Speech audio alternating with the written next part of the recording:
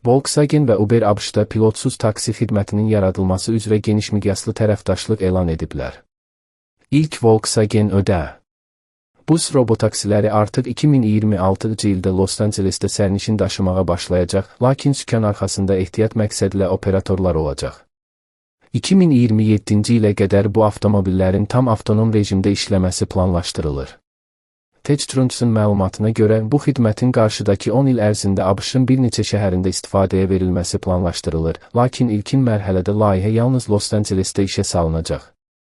Əvvəlcə mikroavtobusların salonunda təhlükəsizlik operatorları olacaq, lakin artıq bir il sonra Uber və Volkswagen tam pilotsuz daşımalara keçməyi planlaşdırırlar. Volkswagen nümayəndələrinin sözlərinə görə bu müddət ərzində bütün lazımi icazələrin tənzimləyici orqanlardan alınması mümkündür. Volkswagenin avtonom texnologiyalarına cavabdeh olan törəmə şirkəti, ADMT, bu il Kaliforniyada yerli nəqliyyat vasitələri departamentindən təsdiq aldıqdan sonra sınaqlara başlayacaq. Kommersiya məqsədli fəaliyyət üçün icazələri ştatın Kommunal Xidmətlər Komissiyası verəcək ki, bu da Volkswagen üçün mühüm addımdır.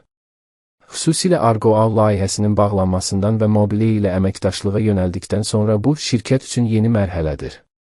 Volkswagenin avtonom mobillik bölməsinin rəhbəri Christian Senger bəyan edib ki, Volkswagen təkcə avtomobil istehsalçısı deyil, həm də mobilliyin gələcəyidir. Bizim üstünlüyümüz kütləvi istehsal, qabaqcıl texnologiyalar və şəhər nəqliyyatının ehtiyaclarını anlamağın vəhdətindədir.